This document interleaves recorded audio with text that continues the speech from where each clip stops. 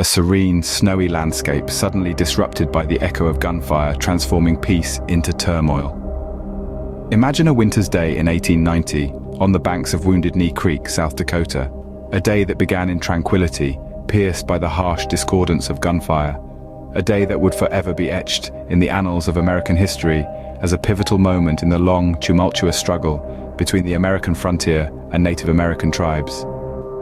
How did the pursuit of peace turn into one of the bloodiest days in the struggle between the American frontier and Native American tribes? The Indian Wars, a series of conflicts that spanned over 3 centuries, set the stage for the Wounded Knee Massacre.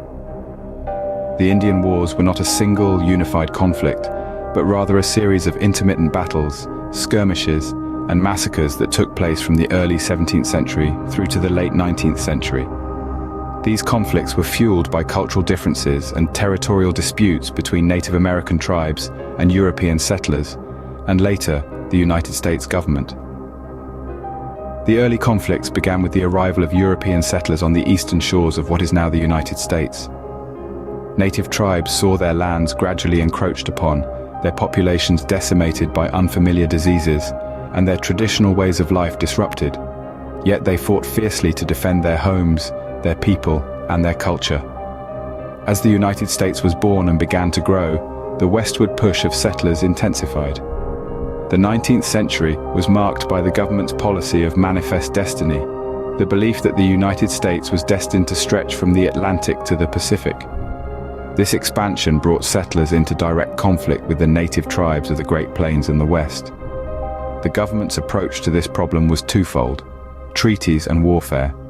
Treaties, often signed under duress, were repeatedly broken or renegotiated to favor the United States. Warfare, brutal and bloody, was waged to subdue and pacify the native tribes. Notable among these conflicts were the Seminole Wars in Florida, the Black Hawk War in Illinois and Wisconsin, and the Sioux Wars on the Great Plains. These wars were marked by significant resistance from native tribes and instances of terrible violence on both sides. The Indian Wars were not only about land, they were also about ways of life, beliefs, and the question of coexistence. As settlers moved westward, they brought with them their own ideas about how to use the land, how societies should be structured, and what progress looked like. As the frontier moved westward, so too did the conflict, culminating at a creek in South Dakota. This conflict, steeped in decades of tension, misunderstanding, and resentment, would lead to the tragic events at Wounded Knee, marking the end of the Indian Wars. In the midst of conflict, leaders on both sides emerged, shaping the course of history. Among them were prominent Lakota Sioux leaders like Sitting Bull, a chief and holy man known for his resistance against US policies. His influence was profound, his courage inspiring. Another was Red Cloud, a warrior and statesman who fought valiantly to protect his people's rights and lands. On the US side, figures such as General Nelson A. Miles emerged. A veteran of the Civil War, Miles was appointed to suppress the ghost dance movement, a task he undertook with a heavy hand, fueling the fires of tension and mistrust. In the face of adversity, the Native American tribes found solace in a spiritual movement known as the ghost dance.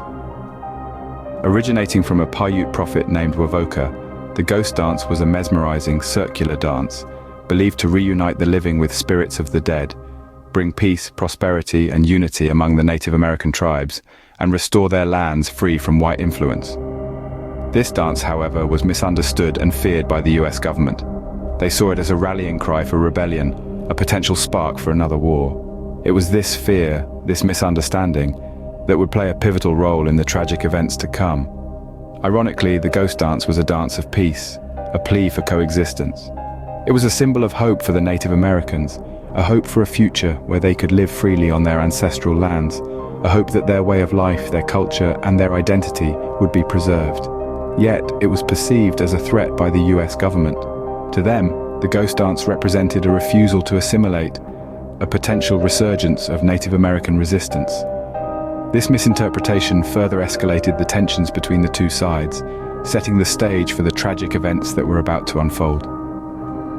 The ghost dance, a symbol of hope and resilience for the tribes, was seen as a threat by the US government, further escalating tensions. In the weeks leading up to the massacre, a series of events would set the stage for the tragedy at Wounded Knee. As the chill of winter settled over the Great Plains in December of 1890, the tension between the Lakota Sioux and the US military was reaching a boiling point. The death of Sitting Bull, the revered Hunkpapa Lakota leader, on December 15th was a spark that ignited the simmering conflict. His death during a botched arrest attempt by Indian Agency police sent shockwaves through the Native American communities. In the wake of Sitting Bull's death, the Minneconjou Lakota chief, Spotted Elk, known as Bigfoot, led his band of nearly 350 men, women and children to seek sanctuary at the Pine Ridge Indian Reservation. However, their journey would be intercepted by the US Army's 7th Cavalry. On the cold winter day of December 28th, Bigfoot's band, weary and half-frozen, surrendered to the 7th Cavalry near Wounded Knee Creek.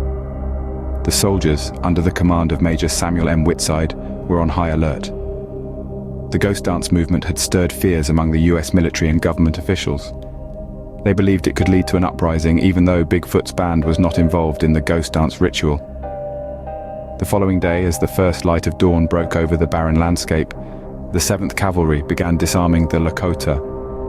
The tension was palpable. A single gunshot, the source of which remains a topic of debate, echoed through the frosty air.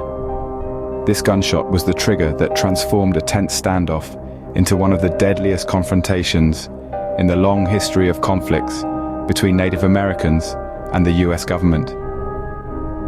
On the morning of December 29th, fear and misunderstanding would lead to a horrific confrontation. As dawn broke on that fateful day, the banks of Wounded Knee Creek would become a bloody battlefield. Tension had been steadily building between the 7th Cavalry and Bigfoot's band of Lakota Sioux, who had surrendered just days prior. The air was thick with fear and mistrust. The US soldiers seeking to disarm the Native Americans were met with resistance. A single gunshot from an unknown source shattered the tense silence. The echo of this gunshot served as a terrifying catalyst, triggering a rapid and brutal response from the soldiers. The calm of the morning was replaced by the deafening roars of Hotchkiss guns, their deadly rounds indiscriminately ripping through the air, striking warriors and non-combatants alike. Historians, drawing from survivor accounts and contemporary reports, paint a harrowing picture of the chaos and confusion that ensued. Men, women and children were caught in the hail of bullets, their cries of terror and pain drowned out by the relentless gunfire. The soldiers, driven by fear and a misguided sense of duty, showed little mercy. As the gunfire slowly ceased, the snow-covered ground lay scarred and stained by the blood of hundreds of Lakota Sioux. The survivors, their lives irrevocably altered, were left to mourn their fallen family members and comrades, their grief as raw and chilling as the winter air. In a matter of hours, the landscape was transformed into a chilling scene of death and devastation. The gunfire had ceased, but the echo of Wounded Knee would resonate through history. The massacre at Wounded Knee Creek didn't just mark a tragic end to the Indian Wars, it also left an indelible mark on the Native American communities. The loss was devastating, with hundreds of lives cut short in a matter of hours. The survivors, scarred by the violence, were forced to grapple with the memory of that fateful day, a memory passed down through generations. The US military too was impacted by the event. Though initially hailed as a victory, the massacre soon came under scrutiny. Some soldiers were awarded the Medal of Honor, a decision that remains controversial to this day. Yet, the massacre also sparked introspection within the ranks, leading to reforms and changes in the military's approach to conflict resolution. The American public's perception of the frontier wars was also significantly shaped by the massacre. News of the event sent shockwaves across the nation. Many were horrified by the scale of the violence, and public opinion began to shift. The frontier was no longer seen as a battleground for progress, but as a landscape of loss and tragedy. As we look back, the legacy of Wounded Knee is multifaceted. It's a dark chapter in American history, a painful reminder of the cost of conflict. But it's also a testament to the resilience of the Native American communities, who have persevered in the face of immense hardship. Today, Wounded Knee is a national historic landmark, a place of remembrance and reflection. It's a site where history was written in blood, but where the narrative continues to evolve. Scholars, historians, and descendants of the survivors continue to explore its complexities, seeking to understand and learn from the past. So, as we remember Wounded Knee, let's not just see it as a place of tragedy. Let's also see it as a symbol of resilience, a testament to the enduring spirit of the Native American communities. As we look to the future, let's carry with us the lessons of the past, ensuring that history does not repeat itself. Wounded Knee, a National Historic Landmark, stands as a stark reminder of the tragedy, but also the enduring spirit of the Native American communities.